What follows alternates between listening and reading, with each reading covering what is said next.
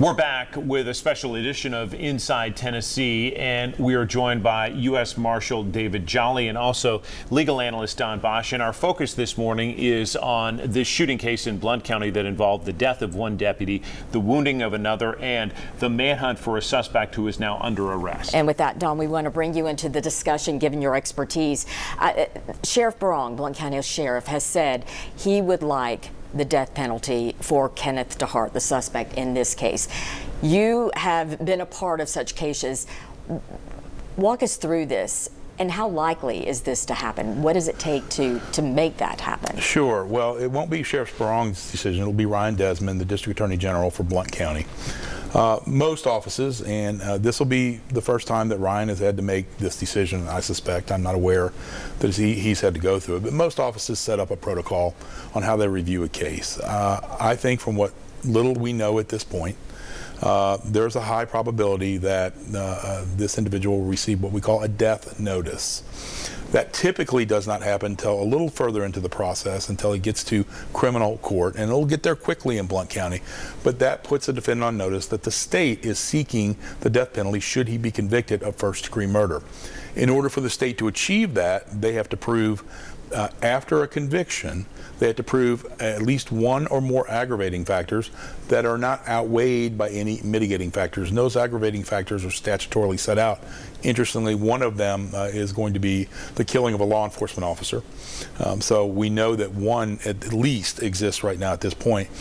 I think given the community call, including what Sheriff Barong has said and what others have said, there's a high likelihood that we'll see a death notice. How much does the family factor into this? Because the DA did say he wants to talk to the family. Sure. While the families do not control the DA's decision, and that's clear, a lot of people think that they can decide when to bring a prosecution or have a prosecution dropped. They have great influence, and we have a victims' rights amendment to our Constitution that allows the victims of a case and their families to be aware of the decisions, to be part of the process, not to control it, but to be informed and have a voice.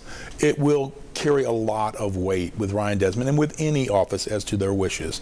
I'll go so far as to say if they were adamant, as some families have been over the years in different places, that they do not want to see the death penalty, but would rather see the potential of maybe some quicker closure with a life without parole, that I think Ryan would give that a lot of consideration. I have no idea where this family might be. I can imagine that they very well may be for the state seeking the death penalty, but he will listen to them very carefully and give them a lot of credit and weight as to their wishes. I want to hit pause on the legal discussion, and Marshall, return to you about the investigation here. We saw some things late this week on social media and concerns about the treatment of the suspect as he was taken into custody. Can you offer any insight into the arrest and then his movement from Blount County into Loudoun County and why? Well, there's been some questions about, he had some scratches on his face, and that's what they were, scratches. And, he was quickly placed on the ground and then quickly removed from the backyard. So for a couple of reasons for that. One, his pit bull was running around in circles in the backyard at the time. No dog was released on to Mr. DeHart because of the pit bull, but the house had not been cleared. The house was just ahead, but Mr. DeHart had walked out into the backyard just as teams were going to hit the house.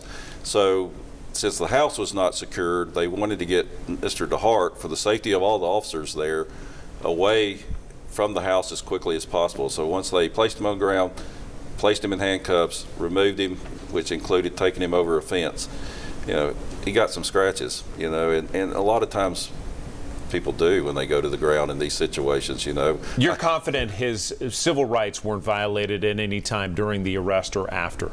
Nothing that I saw and have any knowledge of whatsoever. The other thing I wanted to ask you about was your colleague, law enforcement colleague, the director of the TBI, talked about how you were trying to piece together his whereabouts during this manhunt. Again, it extended over 5 nights, as we reported. Any new insight into that? Have you been able to pinpoint where he was throughout each day, or are there still some open questions? There's still some gaps in where he was at various times, but overall, we really don't know that he left this area of East Tennessee. I think most of his movements, from what we now know, were in the Blount County, Knox County area. There was some mention that he may have traveled across the state line into Georgia at one point. We did search some locations in Georgia with some people that he was connected to, and that didn't turn him up there. And we don't have any knowledge that he actually crossed over into Georgia. How vital is technology when it comes to manhunts of something of this magnitude? Is that something you just rely on heavily? I know it's probably just one component, but just how important is that technology? Well, like I said, it's one component. There was a lot of different pieces of this investigation, from some old-fashioned gumshoe type work where, a lot of interviewing, knocking on doors, talking to people, those kind of things, surveillances of different locations that we had developed information on. And, it's known that we use technology. Now, I'm not going to get into breaking down all the different technologies that we use, but, we use all means necessary, and it's a combination of all investigative techniques.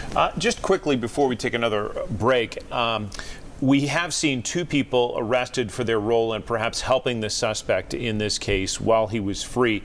Do you anticipate we'll see any other charges brought based on what you know?